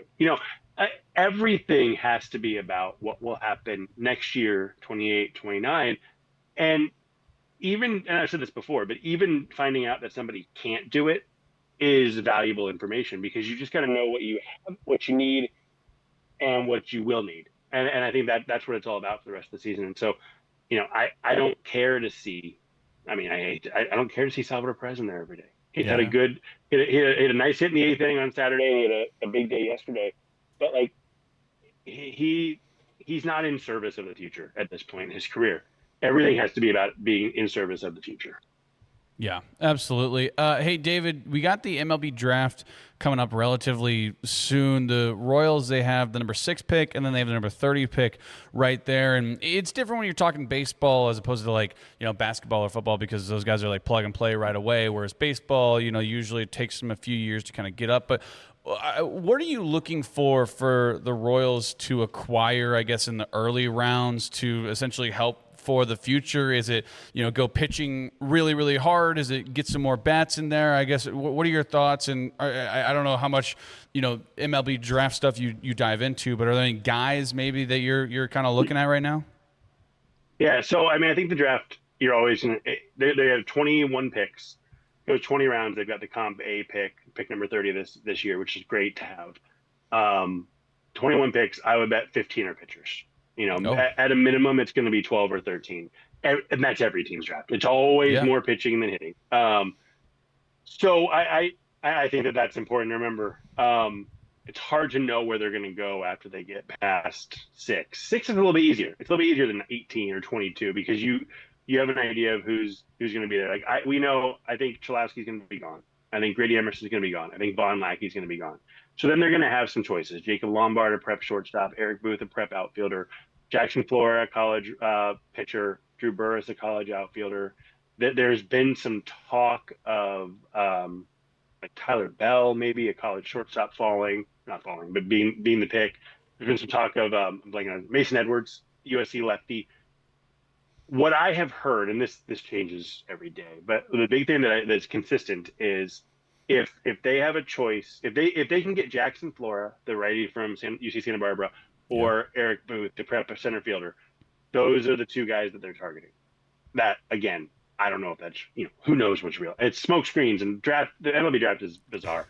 But I think Flora would be a great pick, especially with rotation questions moving in next year. I've heard from multiple people that he could be in the rotation by this time next year, in the big league rotation. Now, we've heard that before from guys the Royals have drafted, and it hasn't happened. So we'll see how that goes. But he's interesting. There's also Cam Fluke from Coastal Carolina. They were really hard on him last year. He got hurt this year. He's fallen a bit. Maybe he's a guy they'd take with the 6th pick sign him for a little bit less to be able to bump the bonus down at 30. I don't know. But, I've seen some names down at 30, like Brody Bamia, prep lefty, 6'8" or 9. He might be there. Cole Carlin from Arizona State's a guy who I've seen there. I've seen, oh God, what's his name? I'm blanking on the UCLA pitcher, Logan Redeman. I've seen his name mentioned a couple of times. But, to me, if I'm drafting, I'm not drafting. Mason Edwards is a guy. He's the lefty from USC. All you read, he's got 2+ breaking balls. I don't want a guy without a plus fastball at 6. Just don't do it. Yeah. Teach the breaking ball. I want a plus fastball. And the Royals don't have enough plus fastballs in the organization. We see it in their bullpen. We see it in the rotation. So load up on those and figure out the rest, in my opinion. But, you're going to see 12, 13, 14, 15 pitchers in this draft, and as you do with every team. So be ready for that. But the 6th pick is really interesting because it could go so many different directions because there are 6 or 7 worthwhile players in the top 6. And so they're going to have their choice of one of them. It's just a matter of who's there and who they decide. Yeah, excited for that and see where the Royals go. Would love to hit on a couple of those guys sooner rather than later. Last thing for you, David, kind of our weekly injury update. What can you tell us about? I'll give you a few individuals in particular, but Chris Bubich, Michael Garcia, Vinny Pasquantino, Kyle Isbell. What can you tell us about the second half for those guys potentially coming back and hopefully being impactful for this team?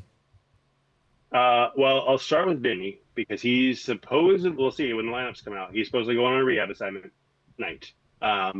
So he should be in the Omaha. I believe it'll be Omaha in the Omaha lineup this evening. That's great. But the rest are not as great. Kyle Isbell, I guess he had some soreness when he ran. So he was supposed to start a rehab with actually he was supposed to start on Sunday and then got pushed back to today. They're going to give him an extra day or two to see how the soreness goes with his foot, which is fine. Bubich had a cortisone shot. He came off his rehab assignment, Shocker. It's happened multiple times with these pitchers. They're going to reevaluate him probably. I think it's next week during the break. So we'll see. We'll see how that goes next week. Who else? Michael Garcia. He's not even going to be evaluated until next week either. So we'll see. And let's see, who am I missing? Nick Mears is a guy. I think that they're hoping he can get on a rehab assignment this week, but I haven't heard anything one way or another from him. And again, Cole Reagan's out until they say 10 to 12 months, which had the surgery July 1st. So 10 months is May 1st, 12 months is July 1st. You know, I would bet on the longer based on history here. So it's getting better. I mean, Pasquantino out on a rehab assignment is good. Isbell theoretically close. I mean, I think that soreness is typical. So I would bet he goes on an assignment here pretty soon. The problem is AAA also has an All-Star break next week. So they have to go down. AA might too. I have to look at that schedule. They might have to, if they don't start till next week, he might have to go down to like A-ball, which is fine. It's just about getting your reps in. But yeah, we'll see. And I think they're hoping to get Garcia back toward the end of the month. But, you know, it all depends on the evaluation next week. Well, we relied heavily on Kansas baseball and the World Cup to get us through what's been a tough summer Royals-wise. So it's time now. With the USA eliminated, it's time for the Royals to go on a run and make it a lot of fun here these next couple months. Just got to win 17 in a row, and then they're in it. Yeah. Hey, you know what? Let's start with making it 8 in a row before the break, and then you're sure. Only 11 under, right? And you never know. I mean, it could happen in the American League. Yeah. But Seth Lugo takes the mound against the Mets. The Mets, last I saw, have not announced a starter for tonight at 6:10 up at Citi Field. David Lesky, InsideTheCrown.substack.com. He's got thousands of subscribers. Give him a subscription. It's worth it. Stay up to date with everything daily on the Royals. InsideTheCrown.substack.com. David, appreciate your time as always, and we'll catch up next week. Sounds good. Thanks, guys. You got it. Hey, more coming up here on Rock Chalk Sports, ESPN Kansas City, KansasNation.com.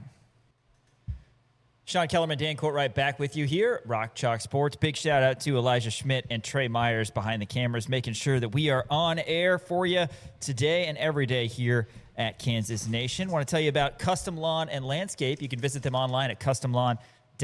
Spring and summer are made for backyard fun. I know that your little woof-woofs really enjoy running outside. They certainly do. You know what they don't enjoy? Oh, okay. You stole Fleas, ticks, and chiggers. So families must rely on Custom Lawn and Landscape to help keep their lawns beautiful and protected all season long. They've got a home insect control program that'll help defend your yard from those pesky bugs so your pets and loved ones can enjoy the outdoors more comfortably and safely. Your first application is absolutely free as well. So visit customlawn.com, schedule that free first application today, and get that seasonal insect control program working for you.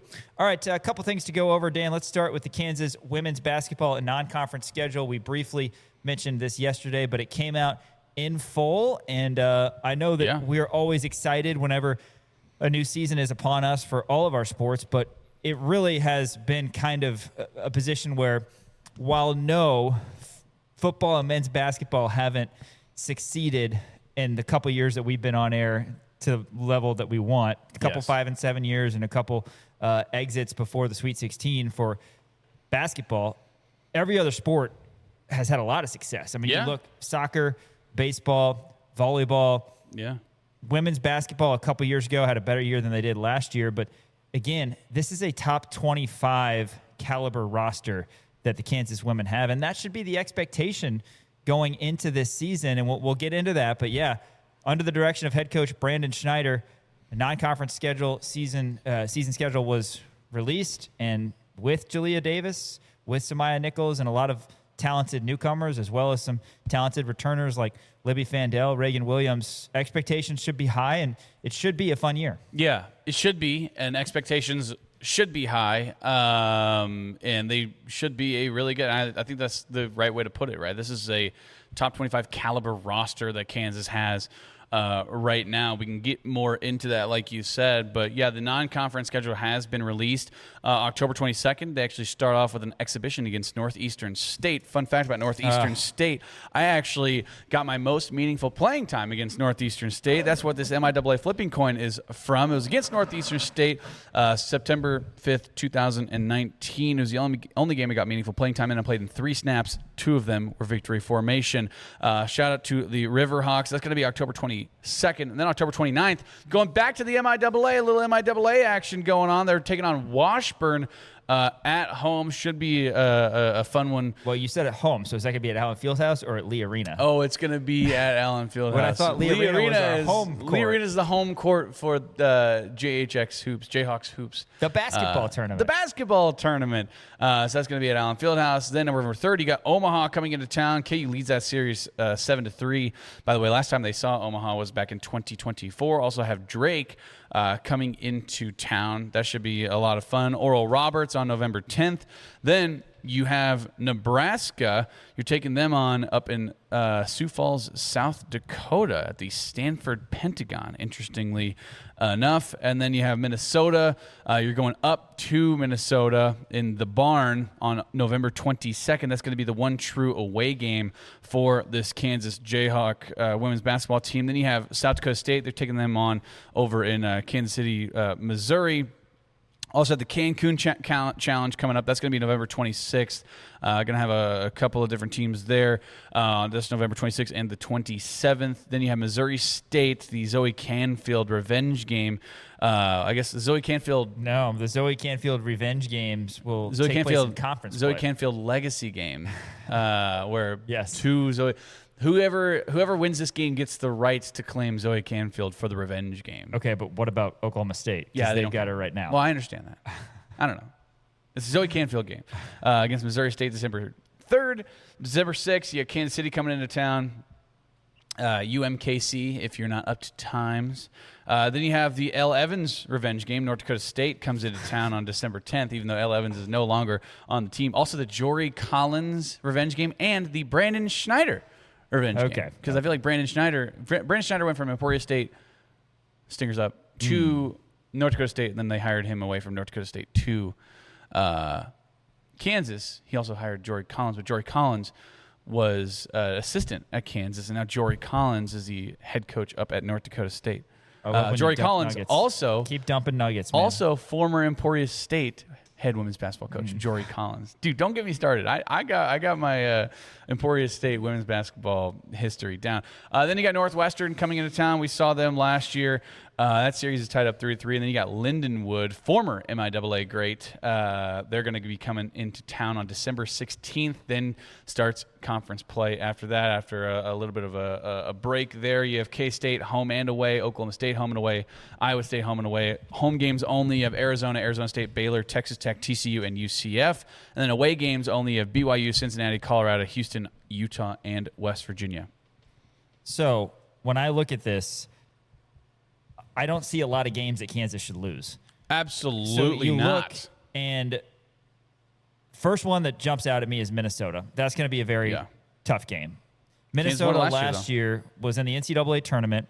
They defeated Green Bay, and then they defeated Ole Miss, who was a top 20 team. They went to the Sweet 16. They got pummeled by UCLA, but UCLA won the national championship. Yeah.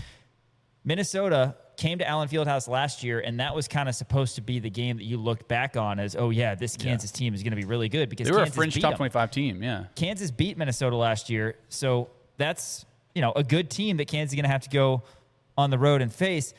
Another good team is the other Big Ten team in Nebraska. Now, they weren't nearly as successful as Minnesota. In fact, Nebraska had a 6-game losing streak in conference play at one point last year, but they still had a decent year, went 19-13.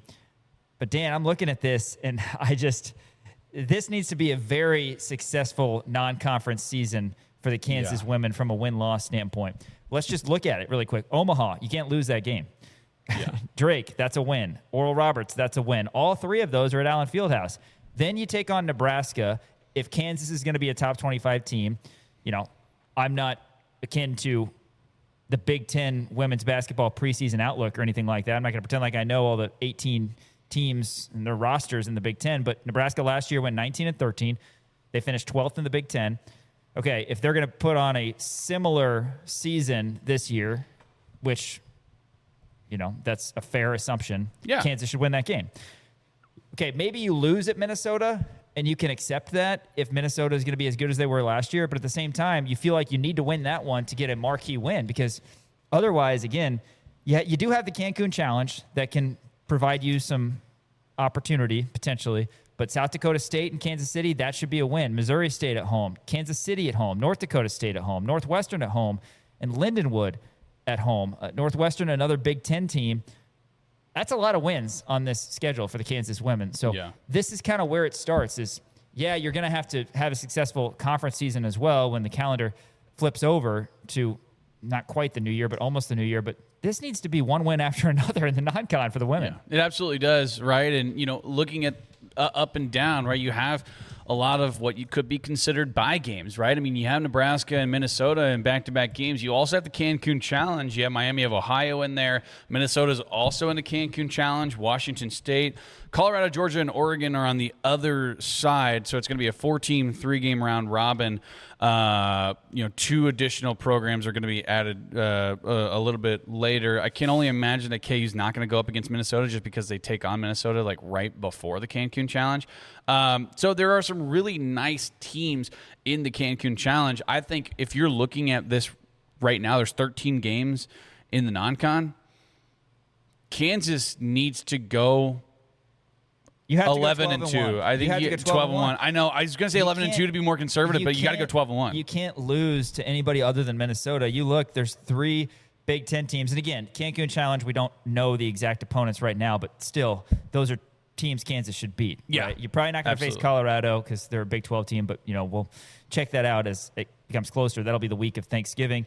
But Nebraska was 7-11 in the Big Ten last year, and Northwestern was 2-16. Yeah. Minnesota was 13-5, and like I said, successful season. You beat them last year. Mm-hmm. It would be a game that you're probably not favored to win when you go up to the barn to take on Minnesota. But again, looking at this schedule, it should be a 12-1 type non-conference for the Jayhawks. And if you go any worse than that, then you're kind of thinking, well, who did we lose to?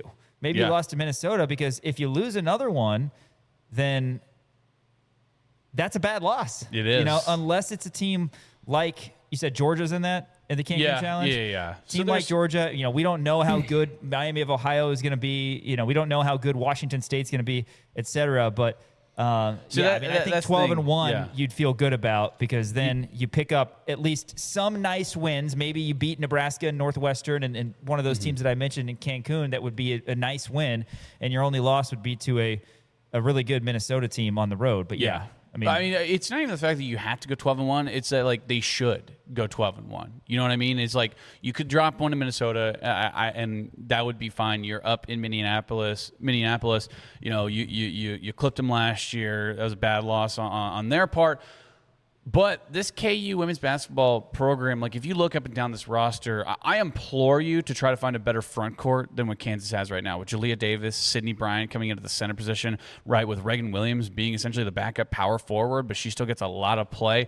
I mean, this is a really talented front court that Kansas has. You also have Brooklyn Wren coming in. She's 6'3". She's going to be a freshman this year, but again, another 4-star recruit. So Kansas is a really nice front court, and you have Samaya Nichols, who is one of the best Kansas women's basketball players of all time, essentially leading that front, right? You have Mariah Noel coming in. She's going to be a really nice player. A couple of other, nice transfers coming in with Anna Gooden. You also have Michaela Cunningham, too. But I think when you look at this as a whole, you said it best at the beginning of this, Kansas has a top 25 caliber roster for their women's basketball program. It just needs to be shown on the court. Let's take a look at NBA Summer League here before we do our final KU football opponent outlook, or not our final one, but our final segment. We'll be previewing the Utah Utes as KU heads to the Salt Lake in early October. Summer League results for KU guys last night. Zeke Mayo didn't play. The Hawks won 82-77 over the Thunder, but we did get to see couple guys in action. Let's look at the Heat and the Warriors. Trey White for the Heat played 23 minutes, 16 points. He was 6 of 13 from the field, 1 of 3 from 3. He had 4 rebounds as well. He was a plus 15. So He had an Trey awesome White, dunk, too. Yeah, Trey White, I mean, that's a really good performance. Yeah, he had that baseline dunk that you can find on our socials at the Kansas Nation on Instagram. And then on the flip side, the other team had KJ Adams. He had 15 minutes, scored 7 points, 3 of 4 from the field. He hit his free throw. He finished a lob. He had a couple rebounds as well, and he was plus 5. So that was nice to see. And I'll let you comment on those guys. But also, Darren Peterson was in action for the Utah Jazz. Peterson, 28 minutes, 25 points, 8 of 15 from the field, 3 of 9 from 3, hit all 3 of his free throws, 12 assists, 2 boards, 2 steals. That's what you want to see. We'll start with DP. That's a big thing because we talked about it a lot last year. DP would score a lot of points, natural scorer, natural type killer, but he didn't do a lot of filling up the box score in other ways. 12 assists, he's showcasing some ability. Yeah, I think that was maybe the one, and I don't even want to say flaw, just it was in terms of kind of like how the game was played around Darren. But when your point guard's averaging less than 2 assists per game, that's not what you need. So his ability to go out there, not only have 12 assists, but also 25 points added onto that. I mean, 8 for 15 from the field, 3 for 9 from the three-point line with 12 assists tacked on. I mean, that's exactly what you want to see out of a true starting caliber point guard. And it was against Cam Boozer. You know what I mean? Cam Boozer, I mean, he had a good game too, 18 points, wound up with 7 rebounds as well. But I mean, I think it's abundantly clear that you're seeing Darren Peterson start to kind of branch out and utilize his passing ability, because we know his passing ability is good, right? But we haven't seen him get to the level where he's getting over 10, 11, 12 assists per game. And I think that's, if he's able to add that to his bag where he can go, over 7 assists per game, like that's going to be an all-star caliber point guard. And we're seeing that right now, including the 25 points. I mean, that's just so impressive that he did that. We haven't sat and watched, buzzer to buzzer, tip to buzzer, whatever you want to call it, all these summer league games, but you can kind of see in just the highlights. And highlights are highlights. I accept that. You're going to see that. But it just looks like he's on a different level than the guys defending him, than a lot of the guys out there. So that was special to see. Tonight, hopefully Zeke Mayo gets some run at 6 o'clock. Hawks, Grizzlies, and then Peterson again. And the Jazz will take on Oklahoma City. Of course, this is the Salt Lake City version of Summer League. The actual Vegas Summer League will start Thursday, where more teams will be in action. But Peterson's kind of gotten to take stage. DeBonce's got to be annoyed because he hasn't had a chance to play yet, and everybody is loving what DP has done. But a word on Trey White and KJ Adams as well, because, again, KJ 7 points in 16 minutes, plus 5. Trey White's plus 15. He had that dunk, hit a 3 as well. Yeah, I think with Trey White, first thing about him, I think we discovered a new most disgusting number to wear in basketball. So bad. 78 is horrible, That's horrible. man. Like, why did they do that to him? That's like a third string right tackle. Yeah. 78, just a disgusting number. Yeah. But he makes it look good. You know what I mean? And I do think it's a lot of fun. But yeah, 16 points, really impressive stuff for him. He also raked in 4 rebounds as well, but 6 for 13 from the field, and 1 for 3 from the three-point line. I mean, again, that's been the thing about Trey White, is if he's able to showcase his shooting ability that he showed last year for Kansas, then he has a legitimate shot to make an NBA roster, right? And if he continues to play like this in the Summer League, putting up more than 15 points every single game, finishing those dunks, hitting those threes, right? I mean, you can see it. He has the sizeability of a true NBA wing. It's just he needs to put it into implementation, I guess, and especially with the Miami Heat. And we continue to talk about this, like the Miami Heat need guards, so I mean that's going to be exactly what you want to see out of Trey White. So love to see that. Did you say sizeability? I think I said sizeability. Sizeability, is that a new word? That's not a new word. That's a word. That's been a word. Look it up. Okay, all right. But it's fun to see KJ Adams out there too. 14 minutes or 15 minutes, excuse me, 7 points, finished a lob. I mean, just really, it's so fun to see him out there, man. I miss watching KJ Adams play basketball. Not a word, Trey Myers says. Sizable is a word. Sizeability. I like it. I like when you sort of merge words together. Are you Googling it right now? Sizeability. Yeah, it's not right. Okay. Sizable. Sizable is a word. But he has I knew what you were saying. Measurables. I knew what you were saying. His measurables. Yeah, you said it, and then for the next 10 seconds, I was trying to. The dude's a 6'7" wing. That's exactly what you want out of an NBA wing. You know what it comes down to? What? Sizeability. Yes, it does. It really does. You have size, you have ability. sizability there. But no, hopefully Zeke gets to play tonight, and we'll see if DP gets to go back-to-back here. Jazz, again, 8 o'clock tonight, and we'll keep you abreast. We'll keep you up to on breast. everything going on with our NBA Summer Jayhawks. After this, though, KU football opponent outlook. We're going to take a look at the Utah Utes, no longer led by Kyle Whittingham. We'll tell you about Utah after this. ESPN Kansas City, kansasnation.com. With Jayhawk checking from Central Bank, Jayhawk fans can carry their pride wherever they go with the official Jayhawk debit card, a simple way to show school spirit every day. Central Bank is proud to support the traditions and communities that bring people together. As the proud community banking partner of the University of Kansas, Central Bank is committed to serving Jayhawk fans with banking options designed for real life, on campus, at work, and everywhere in between. Learn more about Jayhawk Checking and the exclusive debit card at jayhawkchecking.com. That's jayhawkchecking.com. Central Bank, the proud community banking partner of the University of Kansas, member FDIC. KU football opponent outlook. If you missed our cup check from a little bit earlier in the show, then check us out on Apple Podcasts, Spotify, or YouTube if you want the video. And, of course, you can see all of our archive shows as well on kansasnation.com. But now let's talk American football as KU football opponent outlook Utah. This is going to be week 6 of the season, game 5, second game of conference play. Dan, the Utah Utes will host Kansas after clipping KU in the final game of the season last year. Yeah. I'm not going to do it. I don't want to relive that game from last year. I mean, that was just such a heartbreaker, and seeing JD end his college career like that was just so unfortunate that I don't even want to talk about it. I mean, that just really sucked. So I'm going to talk about Utah for this year. Lost Kyle Whittingham. Kyle Whittingham, in one of the kind of the wildest moves, because I feel like this isn't talked about enough, because Kyle Whittingham, I mean, how old is he? He's got to be in his 60s, right? I mean, he had already put in Morgan Scaley as the next head coach for Utah, because he was going to wind up retiring, and then all of a sudden, the whole Sherrone Moore thing happens, and then Michigan, 66 years old, and then Michigan goes and hires Kyle Whittingham away, and Whittingham brought over some guys as well. I mean, they lost J.J. Buchanan, who was a nice tight end for them last year, a really solid freshman, and but Kyle Whittingham, it's weird to live in a world where Kyle Whittingham is not the head coach of the Utah Utes. So they have Morgan Scaley. Again, no surprise there, because he had already kind of implemented him as the next guy up, the incumbent, if you will. Is that the right word? Am I using that right? I've been on a streak of using words wrong, but I think that's right, incumbent. So Morgan Scaley is going to be a really nice head coach. They are bringing back Devin Dampier, and Dampier last year was he was really, really good. You look at the completions percentage, 63.5, 2,490 yards, 24 touchdowns, 5 interceptions, 212 completions. And you look at what he did on the ground as well. He had, virtually 2,500 yards through the air, and then he had 835 yards on the ground, and he was kind of splitting time in terms of running the ball with Bird Ficklin. By the way, good name. Oh, great name. Bird Ficklin. Oh, man, such a good name.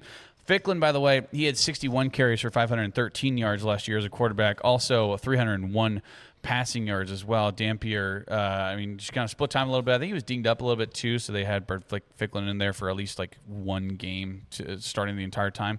But Dampier, I think, to me, is going to be like the best quarterback in the Big 12, which I know Noah Fafita, they came out and said that he was preseason all Big 12, but to me, Devin Dampier should be that number one guy because he was that good. They're also bringing back Wayshawn Parker, who was their best running back from last year, almost 1,000 yards. He had 981 yards and 149 carries. Him and Dampier pretty much had the same exact amount of carries. There's 149 carries for Wayshawn Parker, 146 for Devin Dampier. Parker had 6 touchdowns on the ground from last year. Also did some okay stuff in terms of the passing game as well, 185 receiving yards too. But they're losing their 2 top receivers. Ryan Davis was a senior from last year. He had 725 yards, 62 receptions. Dallin Bentley goes to the NFL 48 receptions, 620 yards, 6 touchdowns through the air. And they're losing J.J. Buchanan, too, as Kyle Whittingham actually took J.J. Buchanan, who is a freshman tight end, had 427 yards, takes him over to Michigan. So really their only production coming back in the receiving game is going to be Larry Simmons. They have Tobias Merriweather coming back as well. But Larry Simmons had 280 yards last year, 15 receptions. Did have 6 touchdowns, but still not a lot of production in terms of yard gains. So that's going to be their really number one guy. They're bringing over a couple of transfers, though, as well. But it's going to be interesting to see kind of how the offense bounces back, especially without Kyle Whittingham. New head coach, new wide receiver core. You also have virtually new offensive linemen as well. I want to say that they lost all 5 of their offensive linemen from last year, their starting offensive line. I think they had 2 or 3 guys drafted last year from their offensive line. Then they brought in some big transfers as well. But again, it's all about meshing those guys and making sure that they're able to protect Devin Dampier too. Very interesting, the whole Whittingham story, because he's 66. He was the second longest tenured coach at one school behind Kirk Ferentz, and he announced his intentions to step down. That was back in mid-December. Do you think that was a play to just give Morgan Scaley, the coach in waiting, his chance? Because then Whittingham said he wanted to continue coaching, and then the Michigan thing kind of worked out perfectly because that's a natural step up. I mean, Michigan football is probably a top 1 job. I mean, how are you supposed to, but how are you supposed to know Sherrone Moore was going to get into a very public, he said he wanted litigious to dispute coaching with his mistress. Right, and I'm not sure the timeline of anything, but he did say after the fact that, yes, he was stepping down, but he wanted to continue coaching. But I wonder if he wanted to give Morgan Scaley an opportunity. Sure. Because that could be. I don't know if you recall. He could have been looking for an NFL job too. But Bo Ryan, the Wisconsin head coach, I don't remember exactly what year it was. If I had to guess, and Trey can look it up for me or something like this, 2017 or 2018, Bo Ryan stepped down from Wisconsin. But he did it, I want to say it was like the very beginning of the season or right before the season started, because he wanted Greg Gard to get an opportunity, and he felt like Greg Gard was not going to be hired if he had given the powers that be more time to go through. But he wanted Greg Gard, his coach, his guy, to get that opportunity to slide into that role. At least that's how I remember it back when Bo Ryan stepped down from Wisconsin basketball. But anyway, Bo Ryan didn't coach after that, though. Like Kyle Whittingham did. Correct. So Kyle Whittingham might have said, it's like, hey, I love you guys. I spent a lot of time here, but I'm ready for a change. That's interesting. No, I'm putting my tinfoil hat on. I think there is a conspiracy here. Who I like knows? that. But anyway, Michigan, like I said, it's maybe it's not a top 1 job in college football, but it's top 5. Top 3 for sure. Yeah, absolutely it is. I don't know, and it might just be top 1, but so an opportunity there and probably a good hire for Michigan. He did a lot of good. That last year game, I mean, God, Dan, Jalen Daniels was 10 of 27 for 187 yards and 3 interceptions. His QBR was 34.9, and that's the last time we saw KU football take the field. So Long Island, if you could go ahead and get on your plane now, that would be great. Utah scored 21 in the fourth quarter, and those were off interceptions from Daniels. KU completely outcoached Whittingham and Utah in this one, though. 22 carries for 107 yards and a touchdown for Daniel Hishaw. 15 carries for 104 yards for Leshawn Williams. But unfortunately, the Hawks fell 31-21. They were 1 win shy of bowl eligibility. KU will try to get Utah back on the Salt Lake October 10th. We'll continue our KU football opponent outlooks tomorrow on Rock Chalk Sports. That's going to do it for today. I want to give a big thanks to our technical director, Elijah Schmidt, assisted today by Trey Myers. For Dan Courtwright, Sean Kellerman saying join us tomorrow. We'll have another full show. Henry Greenstein will be joining us via Zoom live from Big 12 Football Media Days as KU football takes the podium tomorrow. Sean Kellerman signing off. Thanks for watching on KansasNation.com.